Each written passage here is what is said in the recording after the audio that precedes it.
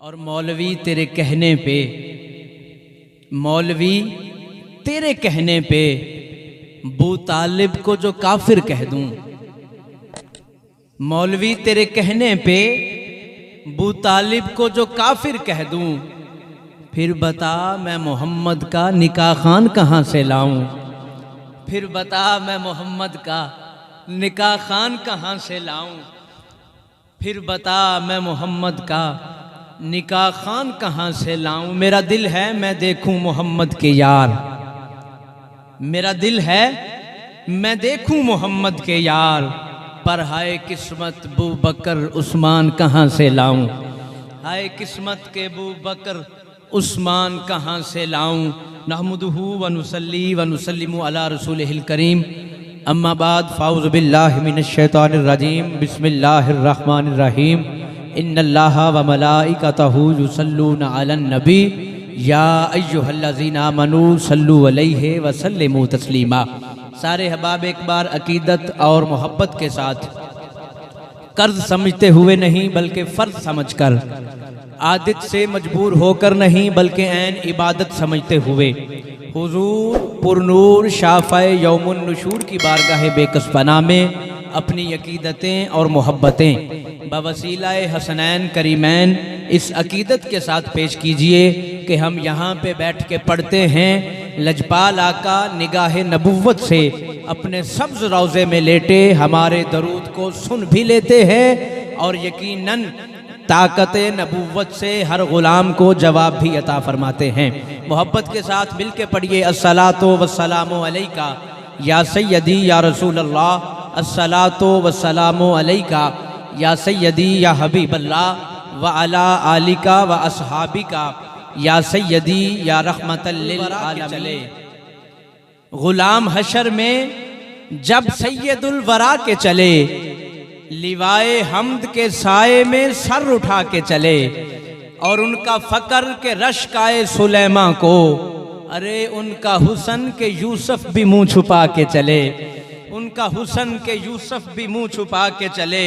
और लोकी आँख दे यूसुफ सी बड़ा सोना, लोकी आँख दे यूसुफ सी बड़ा सोना। जनाब यूसुफ आईने के सामने खड़े हैं और बहुत कम और खाल खाल मौका ऐसा मिलता है कि जब नकाबत भी होती है और ख़ताबत भी होती है, और लफ्ज़ पढ़ने का, लफ्ज़ कहने का मज़ा ही वहाँ होता है जहाँ 200-400 नहीं बल्कि सिर्फ 2-4 भी बैठे हों, लेकिन लफ्ज़ों को समझने वाले, परख रखने वाले बैठे हों। आप 2-4 अहबाब भी मुस्कुरा के देखते रहिएगा, इंशाल्लाह मैं राज़ी हूँ, बिल्कुल राज़ी हूँ। कभी कभार बड़े बड़े पिंडाल भी वो किसी के एक आंसू से हज़ारों दिल तड़पते हैं, किसी का उम्र भर रोना यूं ही बेकार जाता है। कभी कभार बड़े बड़े प्रोग्राम भी पता नहीं मकबूल होते हैं कि नहीं होते। और कभी कभार जलालुद्दीन रूमी कहते हैं कि किसी बच्चे के हाथ से लिए हुए छोले भी सरकार आके ख्वाब में देते हैं। हाँ, ये उनका फैज़ है, ये उनका करम है, ये उनकी रहमतें हैं। वो ऐसी बारगाह है कि जहाँ पे लंबे चौड़े प्रोग्रामों की ज़रूरत नहीं, कोई सारी उम्र देख के बिलाल बनता है, और किसी ने एक झलक नहीं देखी लेकिन फिर भी वो वैसे करनी हो जाता है यार। हाँ, ये उनकी बारगाह है, ये उनका करम है। कोई सारी उम्र सामने रहते हुए भी अबू जहल बनता है, और जिसने सारी उम्र लजपाल के लिए दूसरों की बातें सही, वो अगर फजर के वक़्त आंख ना खोले तो रब सूरज को कहता है चढ़ना नहीं है, बिलाल उठेगा तो तू चढ़ेगा यार। ये उनका करम है, ये उनकी बात है। जनाब यूसुफ आईने के सामने खड़े हैं, देखा मैं इतना हसीन हूं, मैं इतना हसीन हूं, मिस्र यूसुफ की औरत मुझ पे फरीफ्ता हो गई। मैं तो बिकने वाला गुलाम, नबूवत उस वक़्त मनसब नहीं सजाता, ताज नबूवत नबी के बेटे ज़रूर थे, बिन्यामीन के सके भाई ज़रूर थे, लेकिन उस वक़्त ताज नबूवत सर पे जलवा फरोज नहीं था। मैं बिकने वाला, मुझे बेचा गया, फिर ख़रीदा गया, फिर बेचा गया, फिर ख़रीदा गया, पहुँचता पहुँचता कैद में आ गया, और मुझे देख के मिस्र के शेख की औरत मुझ पे फरीफ्ता होगी। मैं इतना हसीन, ख्याल आया दिल में। और ये बात याद रखिए कि हर वो बात जिसमें रब ने अपने लजपाल मोहम्मद की अज़मत को बढ़ाना हो, वो खुद दूसरे के दिल में डाली जाती है। इसमें कोई शक नहीं है। अगर जनाब आदम गलती ना करते अमजद भाई, अगर जनाब आदम गलती ना करते, कुन का मेला किसके लिए सजाया जाता? जनाब आदम गलती ना करते तो कुन का मेला किसके लिए सजाया जाता? रब तो फरिश्तों में उस वक्त भी रब था। रब ने बताना था, लोगों देखो इसे दुनिया में भेज रहा हूं, फिर अम्मा हवा को इसकी पसली से पैदा करूंगा, फिर उसमें हाबील काबील आएंगे, फिर नस्ल बढ़ेगी, फिर यकीनन नजर और मुजार की आगे औलाद चलेगी, फिर इस्माइल भी आएंगे, जद्दे अंबिया भी होंगे, सारा कुछ होगा। लेकिन ये कुन की जो महफिल है, ये मैं जिसके लिए सजा रहा हूं उसे मैंने मोहम्मद कह दिया है यार। हाँ, ये कुन की महफिल उसके लिए सजाई गई है। जनाब यूसुफ के दिल में ख्याल आया, मैं इतना हसीन, मालिक बता तो सही मैं कितना हसीन हूं। मालिक ने कहा यूसुफ आईने से पूछ। यूसुफ ने आईने से पूछा। जनाब यूसुफ कहते हैं, आईने बता, तूने पूरी दुनिया देखी होगी, आईना है, हर शख्स तुझमें अपना अक्स ढूंढता है, अपनी रानाई अपनी परछाई देखता है, मुझे बता मैं कितना हसीन हूं। अब आईना चूंकि बेजुबान था, जवाब ना दे सका, हुसन किताब भी ना ला सका, आईना दरमियान में से दो टुकड़े हो गया। उस वक़्त से उर्दू ग्रामर में ये मुहावरा राइज हुआ है, बस करे ना सोना है वो शीशा तोड़ेगा। ये उस वक़्त से उर्दू अदब में ये जो बात है, ये उसकी तमसील है, वहां से बात ली गई। भी कोई शख्स इतना भी हसीन है कि उसकी हुसन किताब ना लाते हुए आईना दरमियान से टूट जाए। जनाब यूसुफ ने बड़ा नाज किया, देखो मैं इतना हसीन, मेरे हुसन किताब आईना नहीं ला सका, आईना टूट गया। यही ख्याल अभी दिल में था कि गैब से आवाज आई, यूसुफ हुसन पे इतरा ना, हुसन पे मान ना कर, हुसन पे नाज ना कर, अपने हुसन पे नखरा ना कर। अभी तूने उस मोहम्मद अरबी के कदमों को नहीं देखा जिसके सदके तुझे मैंने इतना हसीन बनाया है। लोग की आंख दे यूसुफ से बड़ा सोना, हक सोने दा केड़ा अदा होया, या हथ कटे मिस्री औरतां ने, या फकत जुलेखा दा दिल फिदा होया। लोग की आंख दे यूसुफ से बड़ा सोना, हक सोने दा केड़ा अदा होया, या हथ कटे मिस्री औरतां ने, या फकत जुलेखा दा दिल फिदा होया। आप पता दसा उस सोने दा जेड़ा सोनिया दा बादशाह होया। आजम साडा नबी एडा सोना, ओदा आशिक आप खुदा होया। आजम साडा नबी एडा सोना, ओदा आशिक आप खुदा होया। आजम साडा नबी एडा सोना। जनाबे इब्राहिम बकरियां चरा रहे और मालिक ने जनाबे भेजा फरिश्ते को, जाओ जिब्रील के पास जाओ। जिब्रील को भेजा, जनाबे इब्राहिम के पास जाओ। जब इब्राहिम के पास आए, आप बकरियां चरा रहे हैं और बड़े खूबरू और खुश शक्ल इंसान में, दलाइलुल खैरात में ये बात मौजूद, बड़े खूबरू और खुश शक्ल लिबास में आप आए और आके जनाब इब्राहिम से हाल चाल पूछा, कहा क्या मज़हब है, क्या तौर तरीका है, आप अल्लाह के नबी हैं, मुझे बताएं। जनाब जिब्राइल ने अजान सुनाई, अजान सुनाई, इतनी अच्छी लगी अजान, इतनी अच्छी लगी अजान, मिन्नत की उनकी जनाब इब्राहिम ने, एक बार मुझे फिर सुनाइए ना। जनाब जिब्राइल कहते हैं, इब्राहिम बात यह है भाई, हम दूर के शहर से आए हैं और आवाज़ ही हमें अल्लाह ने अता की है, हम फ्री में नहीं सुनाने वाले।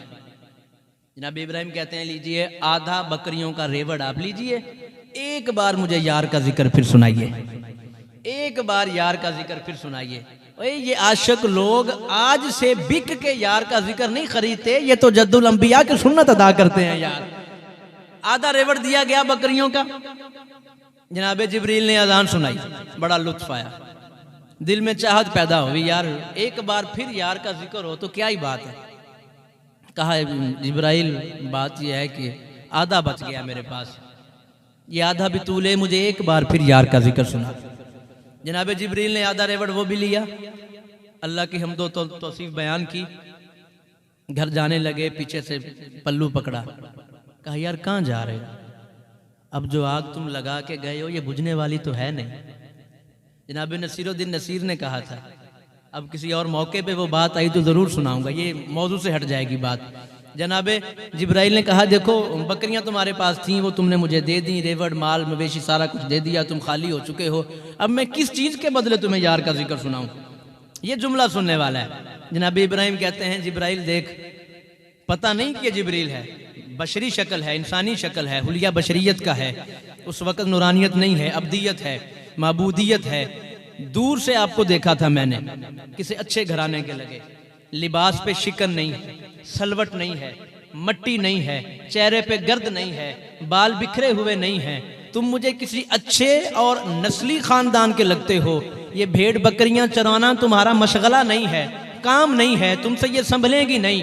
तुम ले तो जा रहे हो, इसे चराने के लिए एक नौकर भी रखो, मुझे यार का जिक्र सुनाओ, मैं सारी उम्र बकरियां चराऊंगा तुम्हारी यार।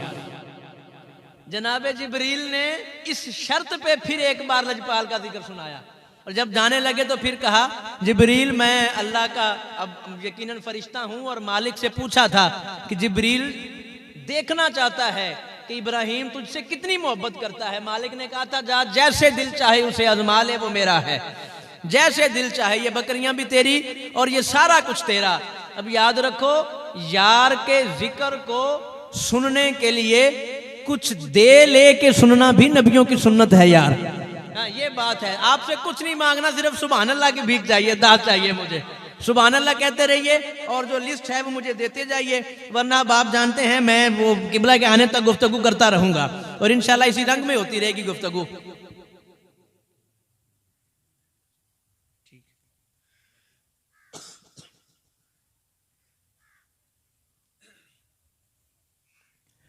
ये जिक्र जो है ना, ये जिक्र, बस एक बात और सुनिए, ये बंदों का मोहताज नहीं, ये जिक्र बंदों का मोहताज नहीं। एक गुफ्तगू होती है जो आलिमाना गुफ्तगू होती है, और किबला मुफ्ती मजहर साहब और किबला मेरे शेख तरीके ताजदार चूरा शरीफ आप फरमाते हैं कि एक गुफ्तगू होती है जो आशिकाना गुफ्तगू होती है। जिस तरह लजपाल हुजूर के दो मकाम हैं, एक मकाम अब्दियत है, हुजूर अल्लाह के बंदे हैं, ज़ाहरन बशर हैं, बशरी तौर तक की तकाजे जितने भी हैं वो सारे बजा लाएंगे, आम इंसानों की तरह है। लेकिन याद रखिए, अक्सर लोग ये बात कहते हैं कि बशरुम मिसलुना, सूरह यासीन में ये बात आई कि वो तुम्हारी मिसल है, वो तुम्हारी मिसल हो सकता है। पूरे कुरान में कहीं ये नहीं कहा गया कि तुम उसकी मिसल हो। वो तुम्हारी तरह खा पी सकता है लेकिन तुम उसकी तरह नहीं हो सकते। ये शान महबूबियत है, एक अब्दियत है। महबूबियत ये है कि जब सरकार अल्लाह की बारगाह में शान महबूबियत में मेराज पे गए तो मालिक ने कहा था कि महबूब नालैन ना उतार, मेरा तो अर्श भी बेकरार है कि मोहम्मद के जूतों को चूमना है मैंने। हाँ, ये शान महबूबियत है। और आशिक का मकाम क्या है? ये आशिकों ने महफिल सजाई, बैठे, लंगर ताम, दोस्त अहबाब आ गए, सारा कुछ हो गया। जनाबे नूह अलैहिस्सलाम, जनाबे नूह अलैहिस्सलाम, जब आपकी कौम पे अजाब आने लगा, कश्ती बन गई, पहाड़ पे चली गई, नाजी पहाड़ पे, तो उससे 2-3 रोज कबल एक बूढ़ी अम्मा जनाब के पास आई। कहा नूह क्या बात है, ये हलचल, ये गहमा गहमी, ये बातें। कहा अम्मा तुम्हें नहीं पता मेरी कौम नाफरमान हो गई, अल्लाह का माज़अल्लाह अजाब आने वाला है। तो कहा नूह से बचने का तरीका? कहा अम्मा मैं कश्ती बना रहा हूँ, जो उस कश्ती में बैठ जाएगा ना, अल्लाह उसे नाजी बना देगा, निजात दे देगा, अल्लाह उसे हिदायत दे देगा। कहा नूह अच्छा जब अजाब आए ना तो मैं घर में हूं तो मुझे भी साथ लेते जाना। अब लुत्फ लीजिएगा बात का। अल्लाह का करना ऐसा हुआ कि जनाबे नूह अलैहिस्सलाम के जहन से बात भूल गई। अल्लाह की हिकमत से, ये बात जहन में रखिएगा, मालिक की हिकमत से जनाबे नूह अलैहिस्सलाम के जहन से बात उतर गई। तूफान आया, कश्ती पहाड़ पे चली गई, कौम गरक हो गई। 2 दिन बाद, 3 दिन बाद जनाब नूह के जहन में बात आई, ओए मुझे तो उस माई ने कहा था मुझे साथ लेते आना, अब पता नहीं उसका हाल बेचारी का क्या हुआ होगा। जनाब कश्ती से उतरे, माई के घर की तरफ चले। अम्मा के घर जब पहुंचे तो अम्मा घर में रोटी पका रही है।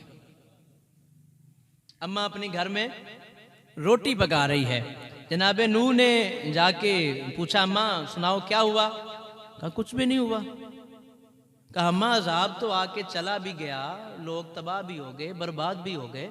कहा नूह मैं तो इस इंतजार में बैठी थी कि अल्लाह का नबी वादा कर गया है मुझे आके साथ ले जाएगा, मैं बच जाऊंगी। बस अब इस यहाँ पे एक जुमला जो मैं नतीजा देना चाहता हूँ वो याद रखिएगा। जनाबे नूह की उम्मती हो, जनाबे नूह की उम्मती हो। कभी कभी जिंदगी में खताबत का मौका मिला ना, तो जो लोग मुझे सुनते हैं वो समझते हैं कि खताब किस पाए का हो सकता है। जनाबे नूह की उम्मती हो, नेकुकार भी ना हो, पहली बार ज़ियारत की हो और नूह उससे वादा कर ले कि अम्मा अजाब आएगा जाएगा, मैं जामिन हूं, मैं तुझे लेके जाऊंगा। पूरी कौम तबाह हो जाए और उस बूढ़ी अम्मा का बाल भी बांका ना हो, तो इश्क का फैसला कीजिए, मोहम्मद का उम्मती हो, सारी उम्र लजपाल की नाते पढ़ता रहा हो, लजपाल का जिक्र करता रहा हो, और सारी कौम बेशक अजाब में जाए, क्या मोहम्मद अपने उम्मती को दोजख में जाने देगा? ये आशिकाना गुफ्तगू होती है जो बड़े अफसोस के साथ हमारे मिंबरों से दूर चली गई। बड़े अफसोस के साथ एक लम्हा फिक्रिया ये है कि हमें मिंबर से बताया ही ये गया है कि मालिक जब्बार है, मालिक कहार है। हमें बताया ही ये गया है कि बस वहां दोज़ख होगी और पता नहीं क्या क्या हो जाएगा। अगर किसी शख्स को अजाब देना हो, अगर किसी शख्स को कुरैशी साहब अजाब देना हो, अमजद भाई, लोग कहते हैं जी कब्र में फलां हो जाएगा, फलां हो जाएगा, फलां हो जाएगा। ये मोतरजाना गुफ्तगू है, बिल्कुल वीडियो बन रही है, फतवा भी लग सकता है बाद में, और मुझे पता है लग जाएगा कहीं ना कहीं यूट्यूब से। एक शख्स फौत हो जाता है, फौत हो जाता है, क्या जिस शख्स को दर्द देना हो, जिस शख्स को अजाब देना हो, उसे नहलाया जाता है, उसे नया लिबास पहनाया जाता है, उसे खुशबू लगाई जाती है? जब मरना करना ही यही है कि वहां जाके उसे बेइज्जत करना है, वहां जाके उसकी इज्जत को खाक में मिलाना है कि तूने सारी उम्र मेरे मोहम्मद अरबी का दीन नहीं पढ़ा, अब कोई इज्जत नहीं तेरी, अब तू यहाँ पे बिल्कुल जलील होगा, कब्र में बिच्छू आएंगे, नाग आएंगे, डस जाएंगे, ये हो जाएगा, वो हो जाएगा। तो फिर पहले इतना एहतमाम क्यों करवा रहा है? ये भी तो कहा जा सकता था ना कि जी गुनाहगार है, मर गया जी, इसको पकड़ो टांग से और जाके बस खड्डा खोदो और दफन कर दो और बस मैं जानूं और ये जाने, ये तो माज़अल्लाह गुनाहगार था सारी उम्र का। उसके लिए भी यही हुक्म है, उसे नहलाओ, उसका उसी तरह लिबास पहनाओ जिस तरह एक अच्छे और धुले हुए शख्स को पहनाया जाता है। फिर उसे खुशबू लगाओ, और खुशबू भी वो जो पहले ना लगी हो, लिबास भी वो जो पहले किसी के जिस्म के साथ टच ना हुआ हो, और उसी तरह इज्जत और एहतराम के साथ उसे उठा के, यहाँ जुमला कहूं, उसे उठा के नहीं, उसे दूल्हा बना के बारात की शक्ल में लेके जाओ। यार ये मोहब्बतें हैं हुजूर की, ये एहसानात हैं हुजूर के। जिस शख्स के दिल में राई के दाने के बराबर भी, लजपाल का फरमान है बुखारी शरीफ का, मेरी मोहब्बत होगी, वो दोज़ख में नहीं जाएगा।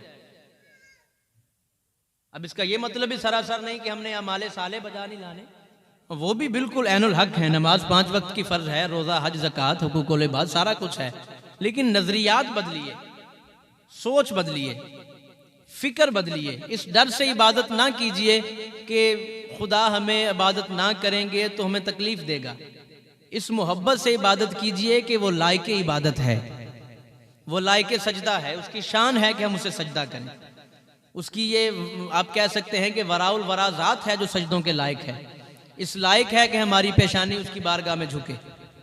तो कोशिश कीजिए कि आइंदा जितनी भी आप कह लें कि इबादतें और मोहब्बतें हों, उनमें जब्बारी और कहारी वाला जो सिलसिला है वो ना हो, उनमें सत्तारी और रहमान और रहीम वाला चक्कर हो, ताकि मालिक भी खुश हो जाए और हमारे नसीब भी बुलंद हो जाए।